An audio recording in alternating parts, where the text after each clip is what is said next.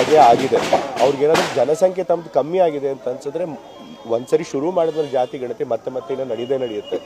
So ಹಾಗಾಗಿ ಆಗ ಮತ್ತೆ ನಂಬರ್ಗಳು ಗೊತ್ತಾಗುತ್ತೆ.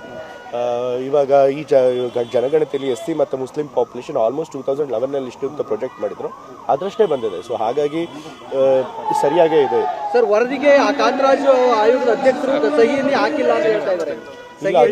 ಅವರೇ ರೆಫ್ಯೂಟ್ ಮಾಡಿದ್ರಲ್ಲ, ಸಹಿ ಹಾಕಿದೀವಿ ಅಂತ ಹೇಳಿದ್ದಾರೆ. ಕೆಲವರು ಅನಾವಶ್ಯಕವಾಗಿ ಭಯಪಟ್ಟು ಕೆಲವರು ಪ್ರಬಲ ಸಮುದಾಯದವರು ಅದರಿಂದ ಅವ್ರಿಗೇನೋ ಅನ್ಯಾಯ ಆಗುತ್ತೆ ಅಂತ ಹೇಳಿ ತಪ್ಪು ಗ್ರಹಿಕೆಯಿಂದ ಒಂದು ರೀತಿ ಪೂರ್ವಾಗ್ರಹ ಪೀಡಿತರಾಗಿ ಯೋಚನೆ ಮಾಡಿ ಅದನ್ನು ವಿರೋಧ ಮಾಡ್ತಾರೆ. ಬಟ್ ಇದ್ರೊಳಗೆ ಹೆದರ್ಕೊಳ್ಳುವಂಥದ್ದು ಏನೂ ಇಲ್ಲ. ಮತ್ತು ಶೋಷಿತ ಸಮುದಾಯದವ್ರಿಗೆ ಇವತ್ತು ಈ ಜಾತಿ ಗಣತಿ ಬಿಡುಗಡೆ ಮಾಡೋದ್ರಿಂದ ಎಲ್ಲ ಹಿಂದುಳಿದ ವರ್ಗದವ್ರಿಗೆ ಅನುಕೂಲ ಆಗುತ್ತೆ. ಒಕ್ಕಲಿಗ ಸಮುದಾಯ ಮತ್ತು ಲಿಂಗಾಯತ ಸಮುದಾಯಗಳು ಸೇರಿದಂತೆ ಇವತ್ತು ನಾವು ಹಿಂದುಳಿದ ವರ್ಗದವ್ರು ನಮ್ಮಲ್ಲೇ ಕಚ್ಚಾಟ ಮಾಡ್ತಿದ್ದೀವಿ ಅಲ್ವಾ. 3B ನಲ್ಲಿರೋ 2Aಗೆ ಬರಬೇಕು ಅಂತಾರೆ, 2Aಲಿರೋರು STಗೆ ಹೋಗಬೇಕು ಅಂತಾರೆ, 1Aಲಿರೋರು SCಗೆ ಬರಬೇಕು ಅಂತ ಇದ್ದಾರೆ. ಯಾತಕ್ಕೆ ಇಷ್ಟೆಲ್ಲ ತಿಕ್ಕಾಟ ಘರ್ಷಣೆಗಳು ನಡೀತಿರೋದು ಏನಕ್ಕೆ?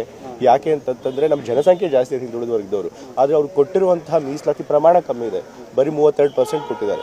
ಸೊ ಅದು ಸಾಲ್ವ್ ಆಗಬೇಕು ಅಂತಂತಂದರೆ ಈ ರೀತಿ ಹಿಂದುಳಿದ ವರ್ಗದವರ ಮಧ್ಯೆ ಏನು ನಮ್ಮಲ್ಲೇ ಕಿತ್ತಾಟ ಆಗ್ತಿದೆ ಅದಾಗಬೇಕು ಅಂತಂದರೆ ಈ ಮೀಸಲಾತಿ ಪ್ರಮಾಣ ಇದೆ ಅದು 50%ಗಿಂತ ಜಾಸ್ತಿ ಮಾಡಲೇಬೇಕು. ಜನಸಂಖ್ಯೆಗೆ ಅನುಗುಣವಾಗಲ್ದೆ